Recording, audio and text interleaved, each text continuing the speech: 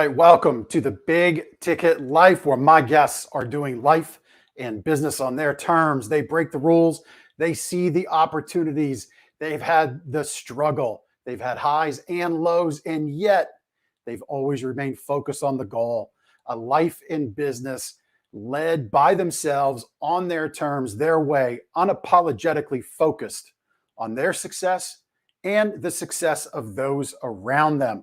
We celebrate success around here because we live the big ticket life.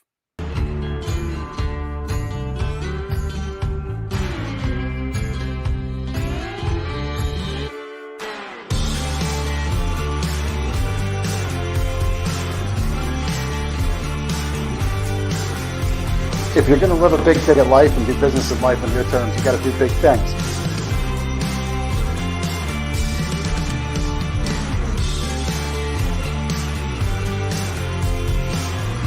It's that kind of discernment, that kind of focus, that kind of forward thinking that's so important if you're going to succeed in business today.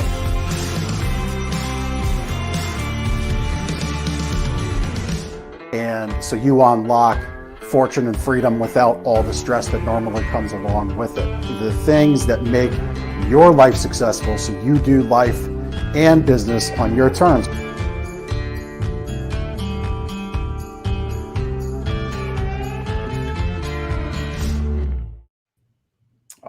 All right. Our guest this week likes to get a little weird, might quite possibly be the literal definition of work hard, play harder, 20 plus companies owned, a giving yet humble man wrapped in Versace.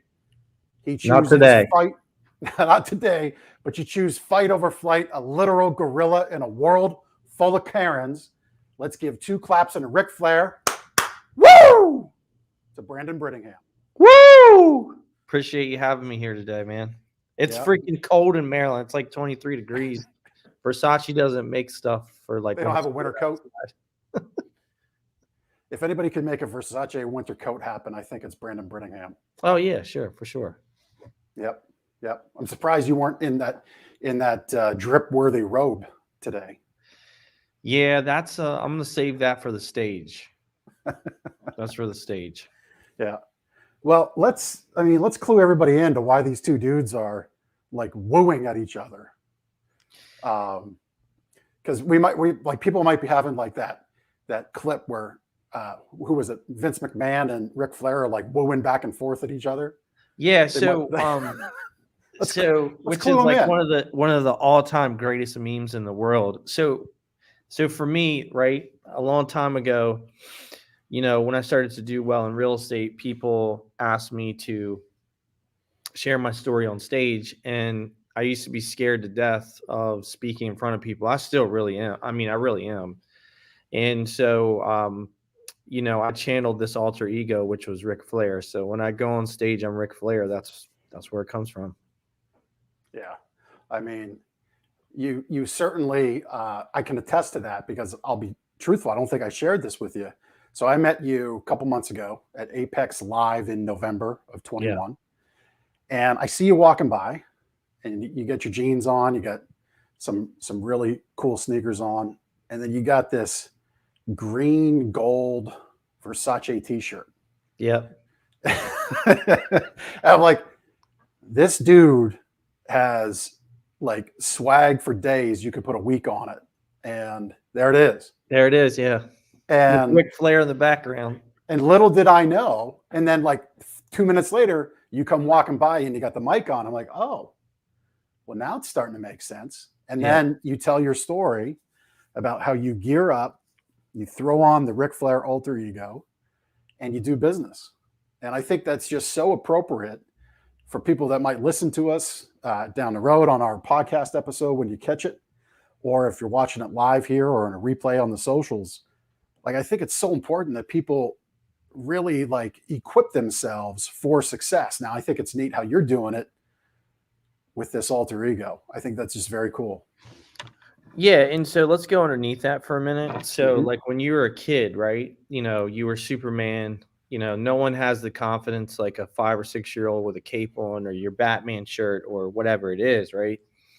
And then we get older and we become adults and all these things happen to you in the world, and then you kind of stop believing, but you still have this alter ego or this imagination, right? So one of the most famous alter egos was Kobe Bryant, was, Black Mamba. Everybody knows the Mamba mentality. And it was like, Kobe was like, off the court, he was a humble guy. He liked people, he wanted to be friends with people, but on the court, he wanted to kill you. And so, he had this mentality of, when I go on the court, I'm the Black Mamba, because that took him out of void of emotion. Like, I don't give a shit. I'm going to drop 80. That's how I'm going to live. So I think for me, I adopted this alter ego of, different things that I've dealt with in life, success, and things that I want to emulate, of tapping into the superpower to overcome and to achieve some type of hardship I'm facing. I love it. I'm getting out the props right now, because just as Brandon's got, there we go, his alter ego, and again, I kind of forgot about this alter ego for a little bit. I mean, this is why Brandon and I were talking about this in pre-show. We've talked about the Apex Live event. We were just together last week at the January event. We'll be together, I'm guessing, in February and in March. Yep. We're going to be event homies, for the rest of the year. Right. Yeah. And it's not just us. It's like 200 people that are just kicking ass and taking names. And I thank you for kind of reminding me of my alter ego, which is the Incredible Hulk. And I kind of gave this some credence. I gave this my alter ego, became this my alter ego as a kid, laying in a hospital bed dealing with epilepsy. Right. And I was pissed off, all these tests, all these needles, all these brain scans, all the nights. But I just kind of picked up on some episodes of Hulk, and it's like, you're going to be all right. You'll be put to the test, and you're not really mean yet. You can get through this, but just keep that inside, use it to propel you. You'll get through the goal, and you'll get out of this hospital bed. You'll get out of these tests. You'll deal with it. The biggest thing that they were looking to take away from me was driving. Yeah. Because I was hearing doctors talk about, well, this could be a long time. This could be years to a decade of dealing with this, and Jeff may not be able to drive. So I just used all that emotion to focus on myself and listen to everything I could, to the nurses, to the doctors, on how to kind of navigate through that as a kid. And I got my license at 16. So it didn't hold me back, which was good. But for me, Incredible Hulk's my alter ego. So, the thing is, which that's awesome, is, so a lot of people, you probably do this already and you don't realize it. It's like being in the zone. When an athlete is in the zone, it's actually scientific. It's a part of their brain they're tapping into, and we can do this in business too, and that's why I go into the alter ego, because it gets me to a point of having just an extreme amount of focus and taking me somewhere from an imagination standpoint. And then it kind of takes you back to tapping into that childhood mentality of that, just amazing imagination. And I mean, it's talk to a 5 or 6 year old kid, you know what I mean? And just wrap your head around just how open their mind is to the world. And then if you're feeling bad one day, go open a box of crayons and sniff them. And takes you back to the mentality of when you were a child, right? So, for me, kind of honing in and harnessing that alter ego just gave me the ability to be fearless in a lot of different situations. And I don't know, man, it's just, it helps me when I go on stage. It helps me in business. It helps me in a lot of situations, and I'll tell you another one of mine, which might sound crazy. One of my alter egos is Michael Myers. Oh, Michael Myers is when I've got to negotiate a big deal, or I've got to walk into a room. This isn't real estate. This isn't I'm negotiating with a customer because I'm neurotic about customer service. This is, I got to negotiate a big deal for my team or for one of my companies, and I want to get the better end of the deal, honestly, because I'm negotiating for my team and for my family. Yep. And Michael Myers is, hey, I'm coming in to be a killer and I'm void of emotion. That's where mentally I have to go sometimes, because if you spend any time around me, I want to help people and I'll do anything for anybody. So sometimes I got to completely turn that off when it's time to chase the big deal.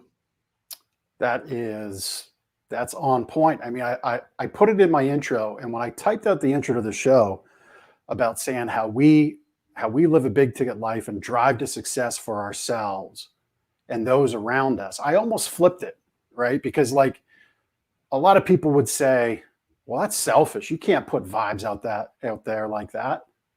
But the reality is, as a business owner, a business leader, somebody leading a team, if you're not working on yourself to be the very best hub of everybody that comes around you in this world that's connected to you, if you're broken in some way, not spinning as that hub at max speed, optimal performance, no one else is going to be as successful as they could be around you. 100%. You're driving the ship, man. Yeah. So I love it. Like Michael Myers, devoid of emotion. It sounds harsh to like people that kind of aren't clued in to their alter ego. They're not clued into leading themselves. They're not clued into success. But listen, I mean, if you're not a successful person, you can't do anything. I'm big about Main Street. I'm big about businesses succeeding in their communities so their communities thrive. That's why I do what I do with my coaching clients, because I want to see Main Street succeed. Like I don't have any of these false visions of Mayberry coming back. Right. But I believe businesses can be super successful and super important in their community. But that's got to happen with the owner first. Yeah. Like I can't affect that through the delivery guy. I can't affect that through the salesperson.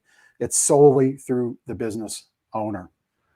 Yeah. And, on the alter ego too, the one thing that I will say to people is, I think we've just gotten away from like, who you want to be and what you want to do in life. Like, you got to stop caring about what everyone else thinks or says. Like, for me, one of the things why Ric Flair is one of my alter egos when I go on stage is because when I was younger, and I didn't grow up with money, I grew up poor.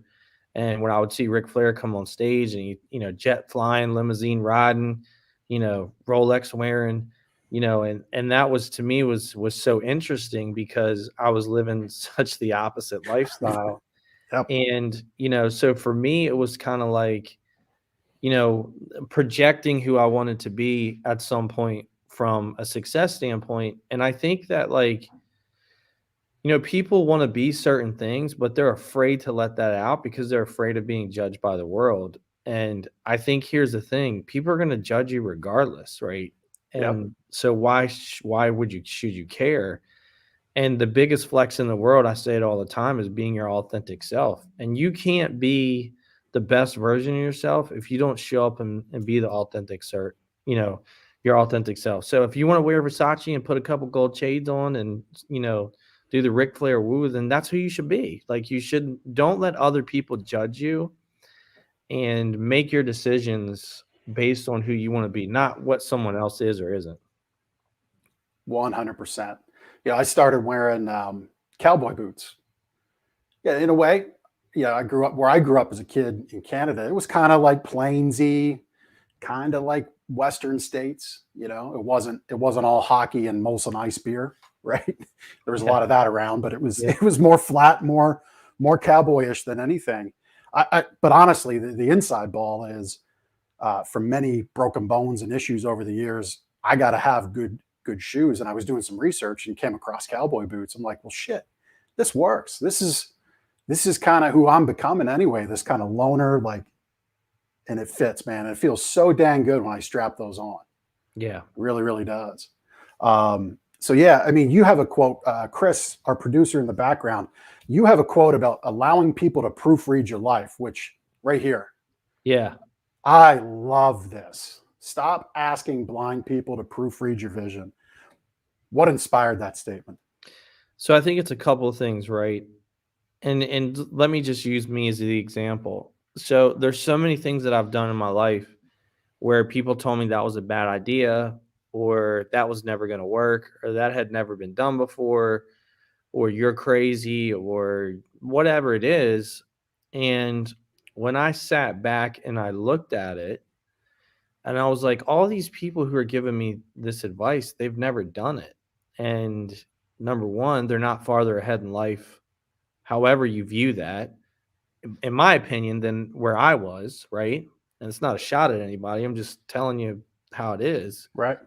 And then the other side of it is anytime that I ever met somebody who was ahead of me financially, relationship wise, business wise, they had kind of the opposite take on things, right? So, you know what I mean? It was always kind of like, well, here's my opinion and here's some advice. But it was never like that won't work. And so I just kind of adapted this mentality of like, you should never base what you're going to be on what someone else isn't, right?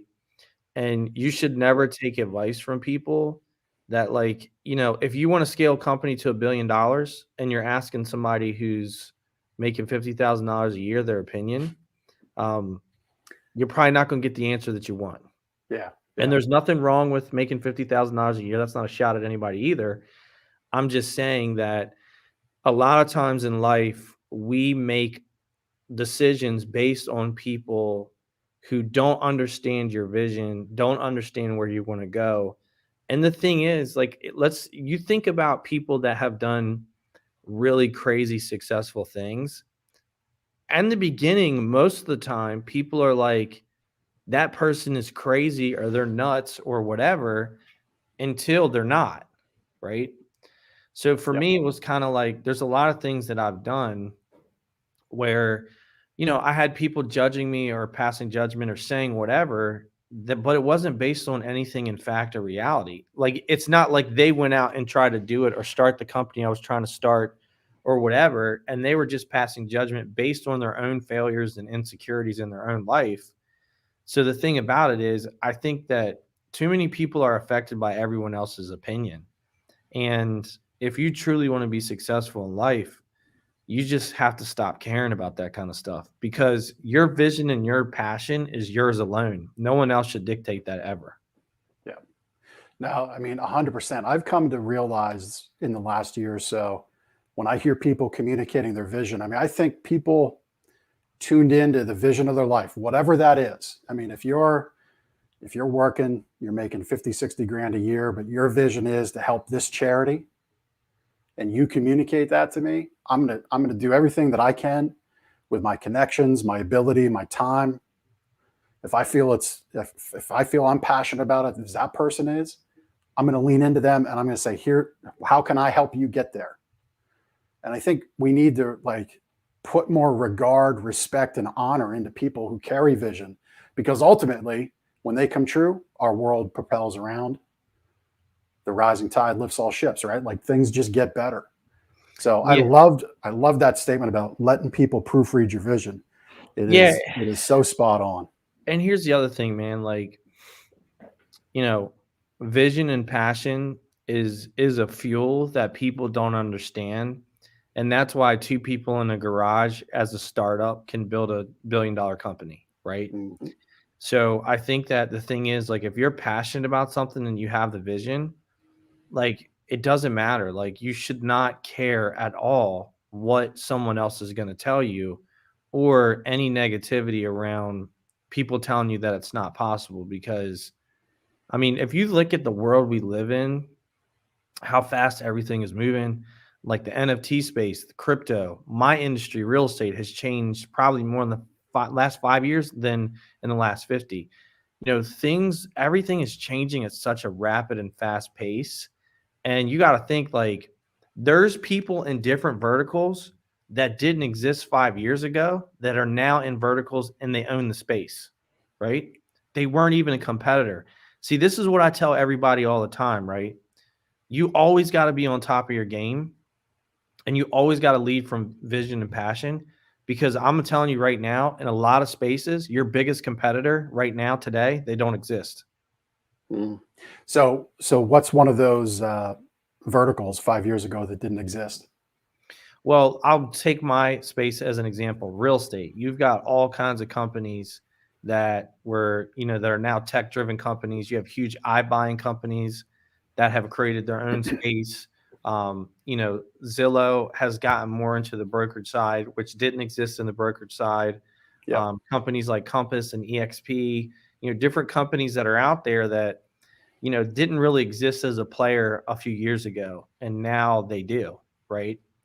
So that's the thing that I always tell people is like, especially in anything around where tech can provide a solution, your biggest competitor might not exist right now. And that's Right. why you have to always adapt. Because if you don't adapt, you put out business. Yeah. Yeah. That kind of goes to a mantra, a belief, a guiding post that you talk about often. Hire for where you're going. Yeah. Right. Yeah. And just to catch everybody up, we've been flashing it on the screen, but I guess we should do the formalities. I mean, you're Brandon Brittingham. You're the owner of the #1 real estate brokerage in the state of Maryland from Long and Foster. Team. Yep. Team, right? Yeah. #5 in the nation. Team and brokerage get so confused anymore anyway. So Okay. I'm that's sorry. normal. Okay. Yeah. Yeah. #5 in the nation. Yep. And you've got like 18 or 19 other companies all connected around real estate. Correct. Yeah. So rattle off a couple of those. So we're in construction, both renovation, new home construction, building houses. We do some land development. We're in property management. I have a business called Cows, which is like pods to help people moving. We are involved in the mortgage space, in the insurance space, in the title space. We have a real estate investment arm, buying and flipping properties. We have a real estate syndication arm where we raise money and invest in real estate. We're obviously in rentals. We're in Airbnbs. I'm in the coaching space, in the training space, commercial real estate. We dabble in that from the management standpoint and the investment standpoint. I don't know, pretty much almost anything you can think of around a real estate transaction, we pretty much do it. Yep. Yep. Which, circling back to where we picked up on that, hiring for where you're going. Mm-hmm. So you've made a couple big moves recently. You've talked about hiring your CFO, and I just saw this week, maybe it was yesterday or the day before, you've hired a new person, a COO, I believe, of your remodeling business. Yeah. Is that right? Yeah. So I can unpack this for you a little bit. This is the mistake that I always made for a while, right? And this is a mistake that we always make, I think, in business is we hire for where we are and not where we're going. So, and to kind of give you an idea or break that down is, we get to a critical mass and we have to hire to grow. And then let's just say your revenue's 5 million, just giving that to you as a number. And you're like, all right, well, I got to hire a COO to handle a $5 million company. But you really want to be a $20 million company, right? So the person that you're thinking about in your head can't be the $5 million hire. It's got to be the $20 million hire, right? Right. And the other side of that, where we make this mistake, is sometimes we think, all right, I'm only a $5 million company. I don't need a COO, or I don't need a this, or I don't need a that, but I want to go to 20 million. What happens is it's going to take you longer because you think in your head, number one, you're not ready. And then, but you're never going to be ready in your head. Like what does ready mean? What does that even mean? Right. Right. If you're always hiring and scaling, you're never going to be ready because there's always going to be another ladder to climb and another layer to get to and another level to reach. Right. So the thing is that what I learned a long time ago is I was hiring for where I was and not where I was going. And then when I started to hire from where I was going instead of where I was, then the game completely changed because I got people who helped me build companies, not someone that I could just plug into a spot. And that's the big difference. You have to look at and assess your business of, is this hire that I'm hiring for plugging the hole today, or are they for the long-term vision of this company? And when I started doing that, like 3 or 4 years ago, I basically started my team all over from just about scratch, right? Mhm. And this year we just had the best year we've ever had. We crushed last year. And the reason why is because about 3.5 years ago, I said, if I could have the best transaction coordinator, if I could have the best right hand, you know what I mean, person to help me with stuff, if I could have the best avatar of agent, if I could have the best avatar of a COO, what would Yep. that look like? And that's who I need to hire for, right? And then so I just kept that mentality going forward, and that has been that single-handedly has been a really big game changer for me for scaling companies. Yeah. I mean, I shared again with you in the pre-show as we were just doing the technology check, making sure everything's pulling off for the show. I was talking with my sales manager who we're moving into that COO role, who is going to be an exceptional. We've been underutilizing his talents, and it's time to take those gloves off and really kind of hire in behind him so he can do his thing and manage our growth going forward. Yeah. In my industry, I used to be on the wholesale side of things, selling to retailers like myself. So I Mhm. saw a lot of good, bad, ugly. And the one thing I saw that was very consistent, you touched on how your I forget how you described it about customer service. You're neurotic, Neurotic, yeah. passionate. Yeah. What was it? Neurotic. Neurotic, yeah. Yeah. I saw repeatedly people just like not even try. They outsource that final touch of the delivery of their product to the lowest bidder. Like Yeah.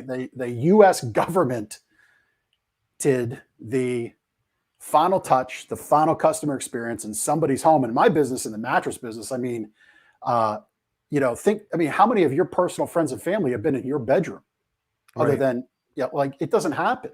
Yeah. And yet here comes this company into somebody's private bedroom to deliver their product that they might have felt pressured into buying, they were maybe unsure of, and it's just not a great experience. And that's where it unravels. So I've always hired to where I want that five-star experience to be.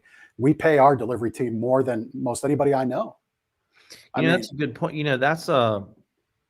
That's very interesting because that is that is a big deal. You're taking a bed into someone's private bedroom, and yeah, typically it's being delivered and it's not a good experience. So right? that is a great example for people listening to this. Yeah. I mean, I think, not to, I know we want to get down with a conversation between us two alter egos, Ric Flair and the Hulk, but like spinning this to like tactical take it business lesson. Think about that.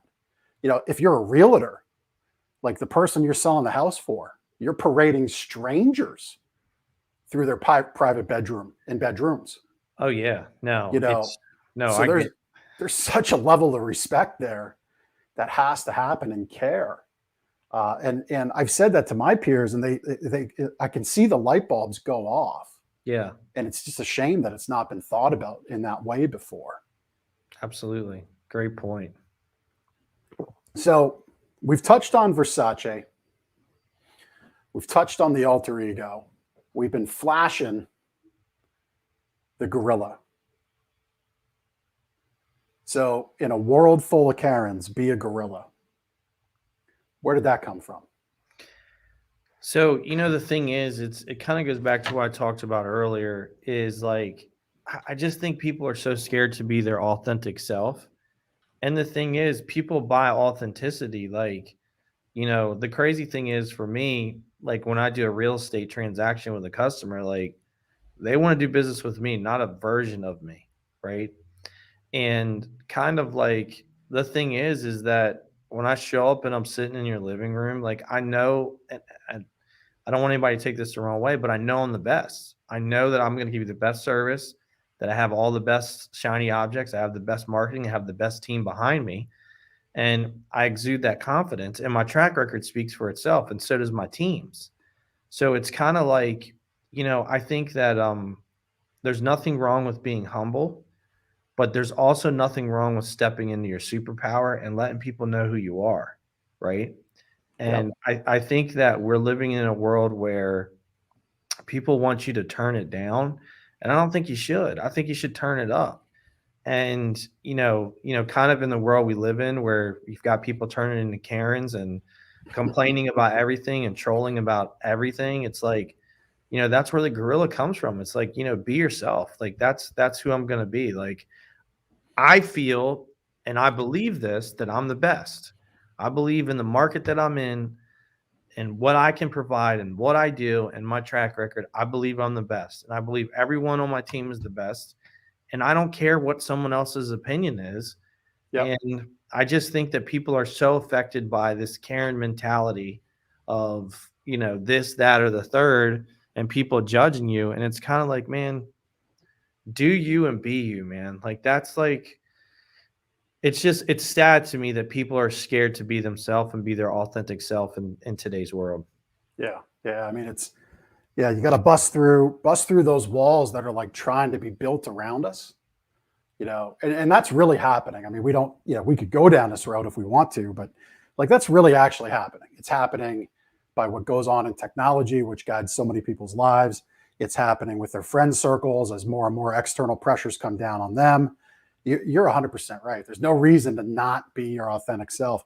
I strapped the gloves back on because you said, when I sit down, I know I'm the best. And that's not from a position of arrogance. It's meant from a position of obligation. If you're going to sit in front of somebody and take their money and guide them through a process like buying a home, remodeling a home, investing money, you're going to fulfill that obligation of being the best. I mean, that's table stakes for people like you and me, right? Man, 100%. And the thing is, I got the receipts to prove it. I mean, we're number 1 in the state. We're number 5 in the US. That doesn't happen by accident or by chance. Right. And underneath of it, it's only because we come from a standpoint of serving the customer. Yep. And just getting better and better and better and better at making the transaction for them easier and better.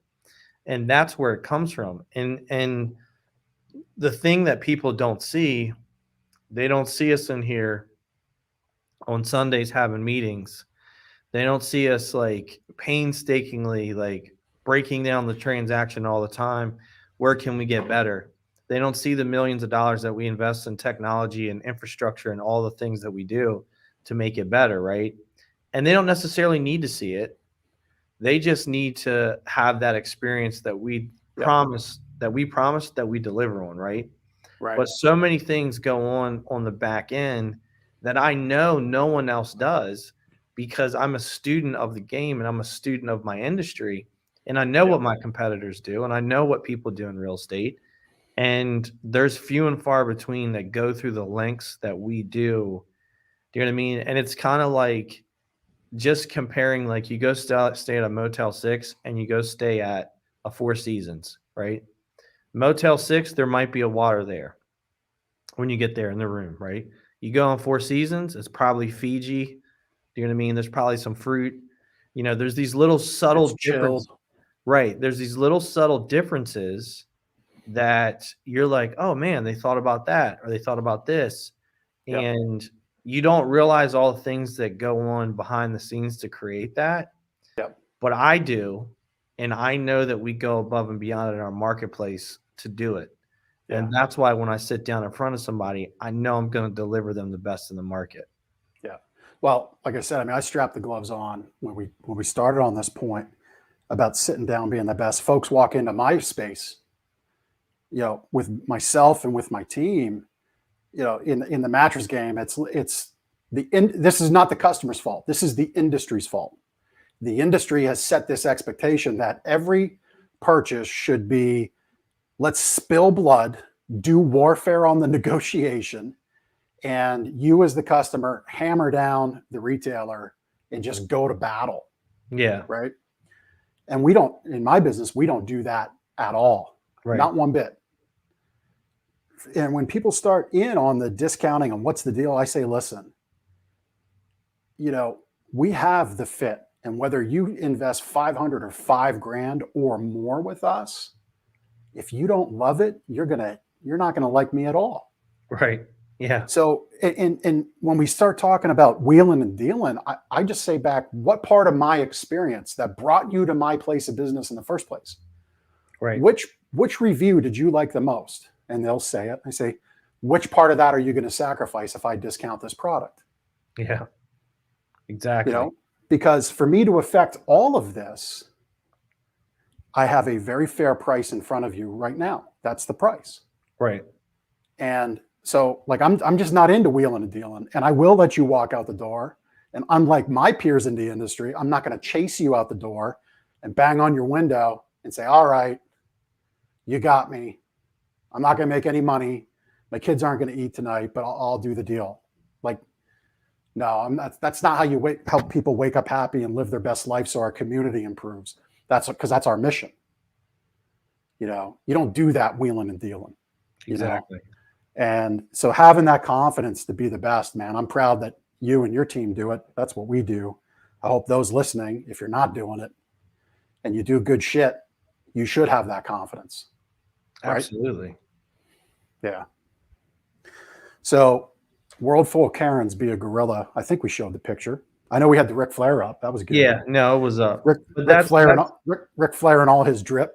Yeah, I mean, that's where it comes from, man. It just comes from like, you got to have that confidence, and you got to have, that self-belief. And, I'm just kind of like, I'm tired of everyone judging everybody and making people not want to be who they are.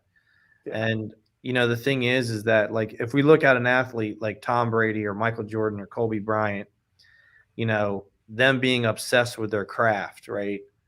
You know what I mean? I got a good friend of mine, Heath Evans. He played with he played with Tom Brady. And I remember he told me that during practices, Brady would run 2-3 hours with the receivers. He would run air routes without the ball.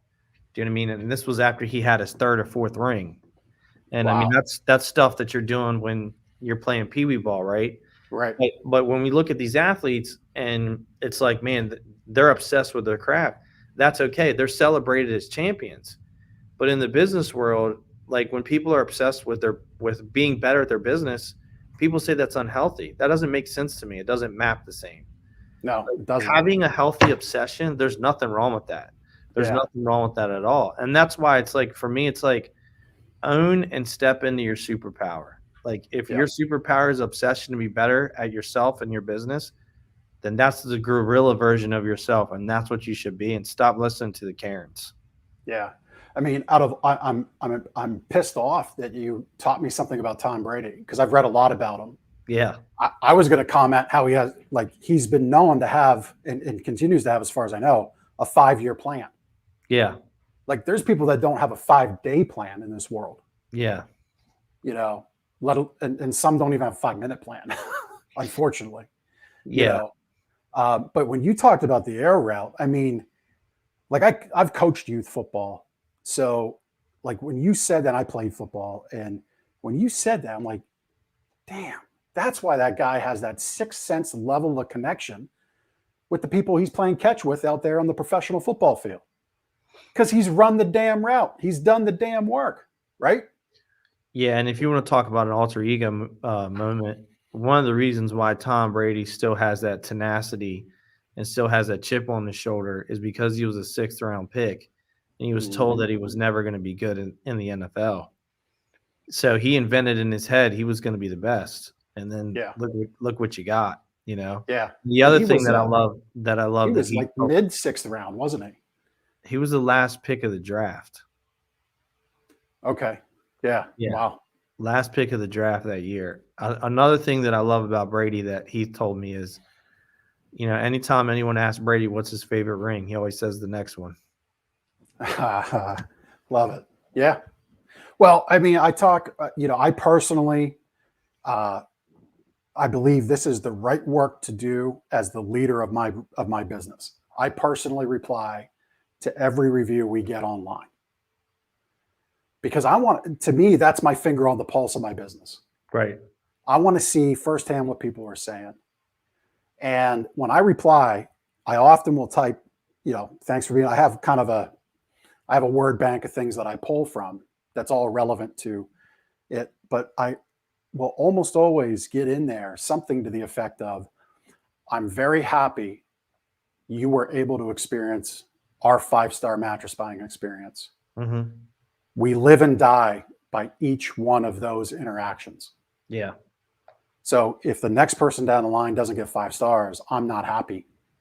I mean, out come the, right? Now this is where these come out, right? Right. Yeah. Like this is where we are not going to accept that level of performance around these parts. Right. It is unacceptable. And, there was, I'm not afraid to say it. There was 2 days before Christmas. I only go to my business Mondays and Fridays. So Christmas this year, Christmas Eve was Friday. The 23rd, I roll up to my place of business. I was running around doing some holiday stuff. My plan, based on the schedule that day, was to say hi to the team, shake their hand, talk about this year, talk about 22 coming up. And, we fell down a little bit. I launched the dirtiest, scummiest mattress that was sitting between our storage trailers into the trailer, king size bed, because I was so disappointed in the moment that was just left out for other customers to see. Yeah. Because the week coming up, like that's a big week. Yeah. Traffic goes up, and it is not a 5-star experience to park beside a dirty, scummy mattress, right, sitting beside a trailer, right? Like it's just not. So that was one of those moments, and they happen, and so it's like we have to talk about why it happened and how we don't have it happen again.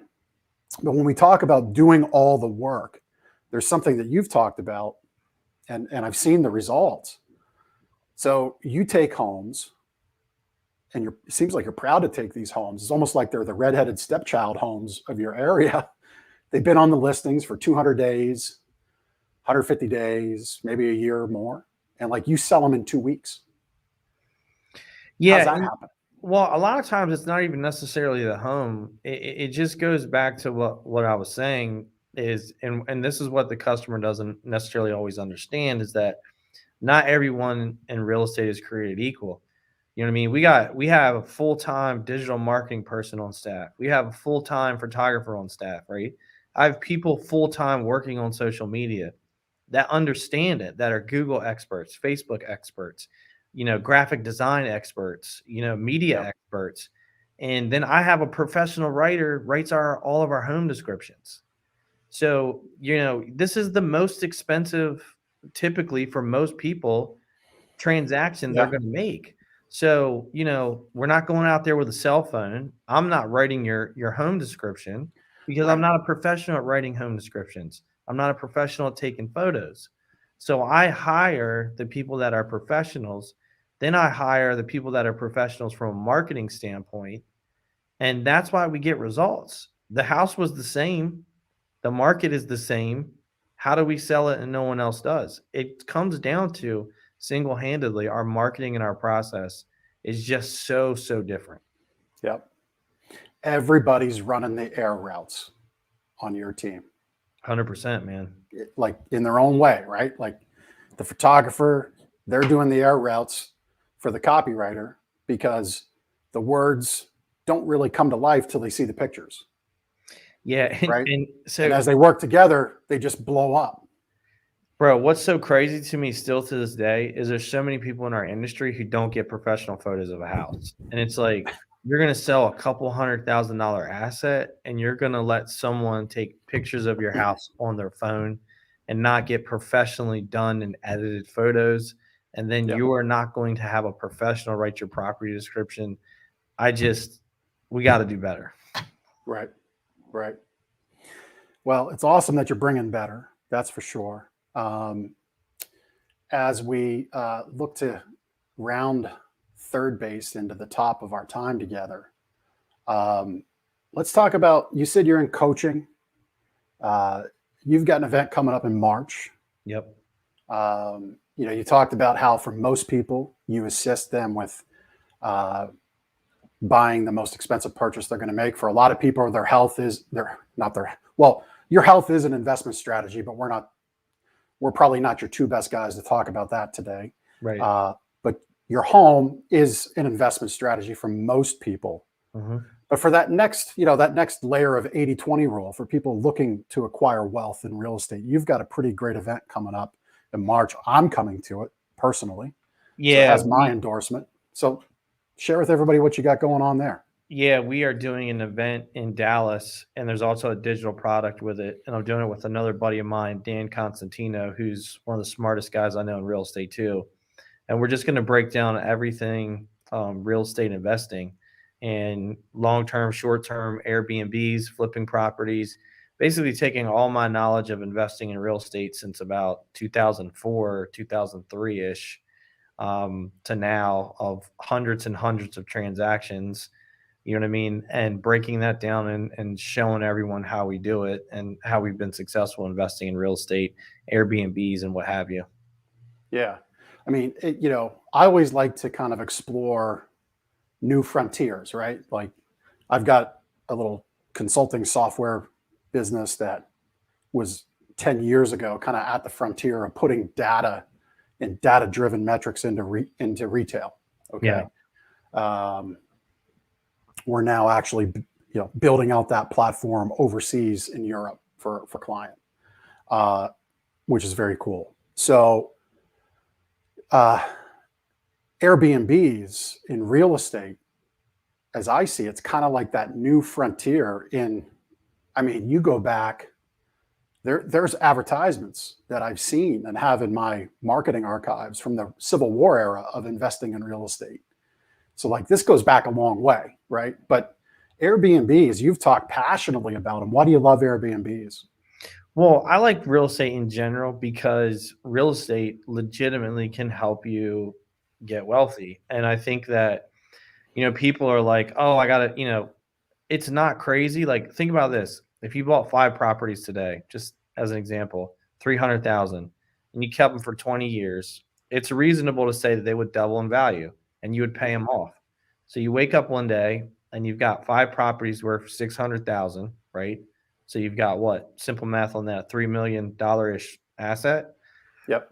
And rents typically increase in value. So let's say 20 years from now, rent's $4,000 a month per property.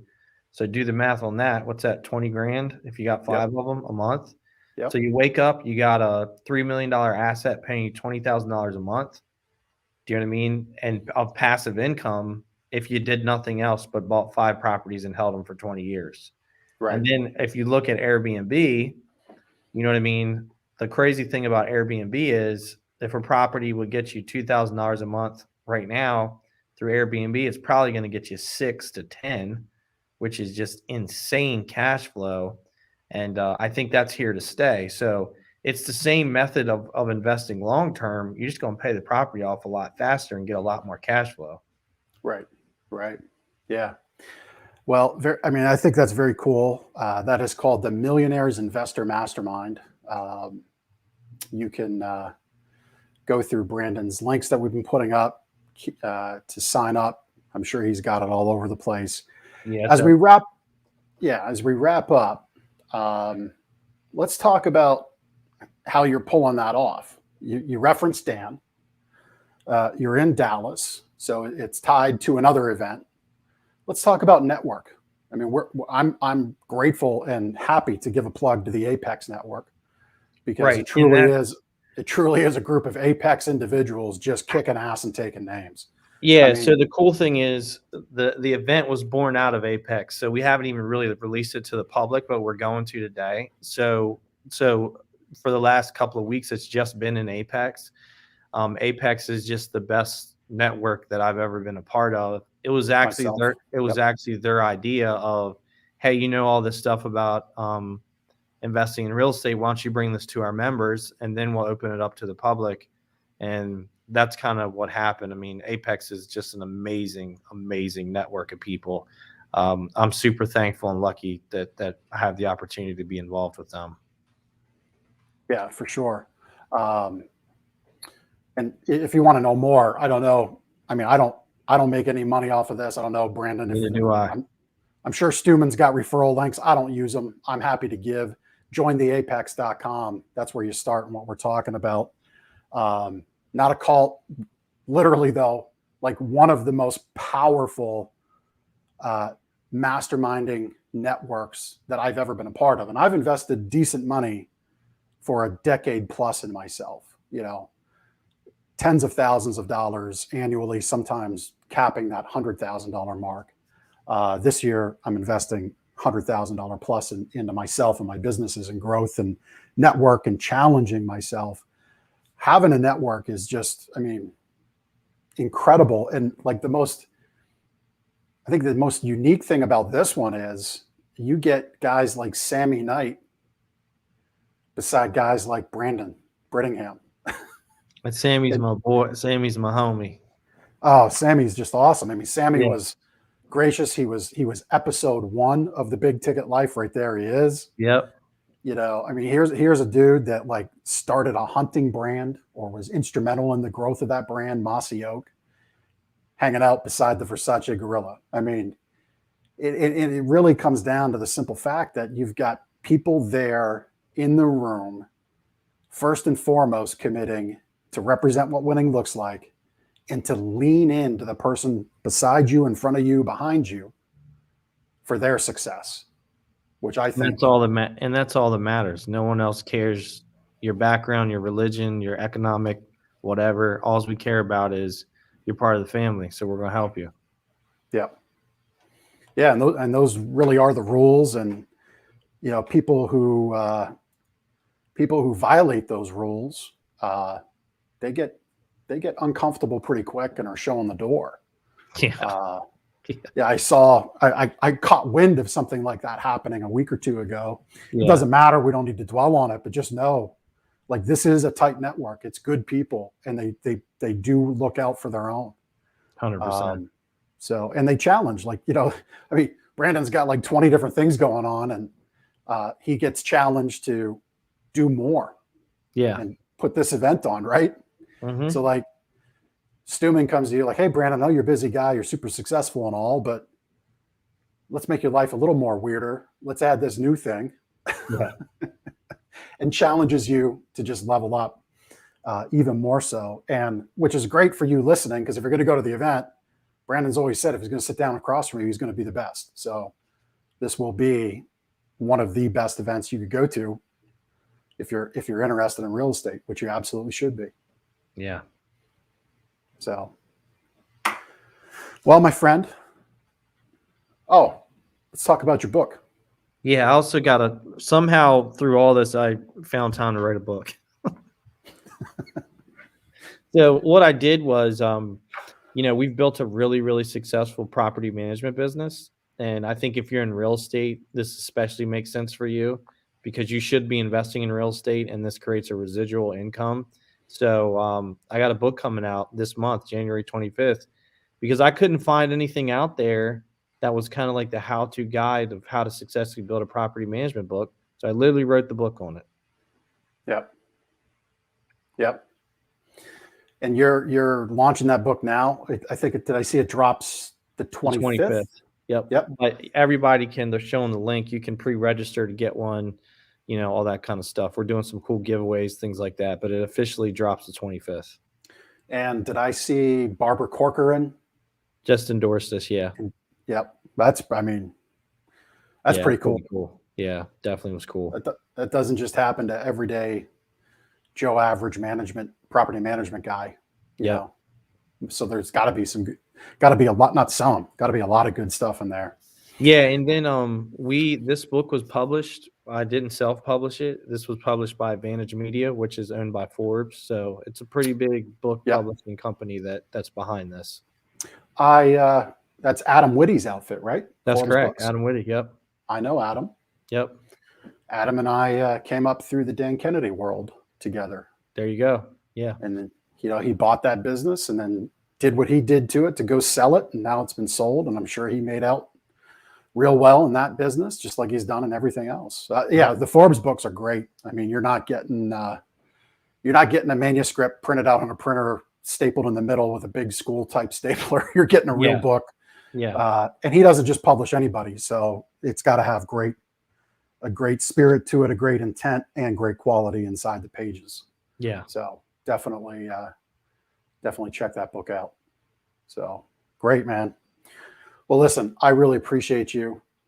Thanks for having me. Appreciate Man. your It's been time. awesome. Yeah, I hope we had a good time here today. I hope that people got some good information as they spent time with us. So anything to wrap up in closing, Brandon? No, I mean, just what I talked about, like the biggest message that I really want to get through to people outside of a lot of things we talked about is just, be your authentic self, man. Wake up every day and be your authentic self. Like, one of the things that I think is important is that this is what I think about every day, right? Would I rather be at war with the world and at peace with myself, or at peace with myself and at war with the world? And I mean that from a standpoint of, if you're not living your authentic self and being who you are, you will be at war with yourself. You may be at peace with the world, but you can't show up as the best version of yourself if you're at war with yourself. You got to do and be you. Like, that's what is so important. And for me, I'd rather be at war with the world and being my authentic self every day. Like, be you and do you. Be your authentic self. I love it. That's a great way to wrap up. I make notes and then put out the highlights. That's definitely a highlight moment from our time together. So if you tuned in at the last minute, you just got a bomb dropped on you. Big old gorilla fist punched right down on your chest to make you feel something. Yeah. So, my man, thank you for your time. Thank you for your energy. Thank you for giving back, putting the best into people out there that you can. I appreciate you very much. Thanks for tuning in. Thanks for watching this episode of The Big Ticket Life. Take care. Thanks, buddy.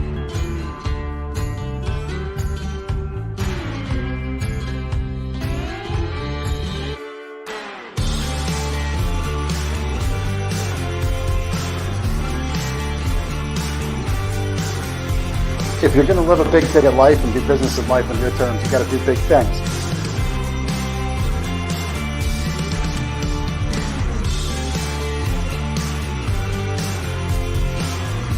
It's that kind of discernment, that kind of focus, that kind of forward thinking that's so important if you're going to succeed in business today.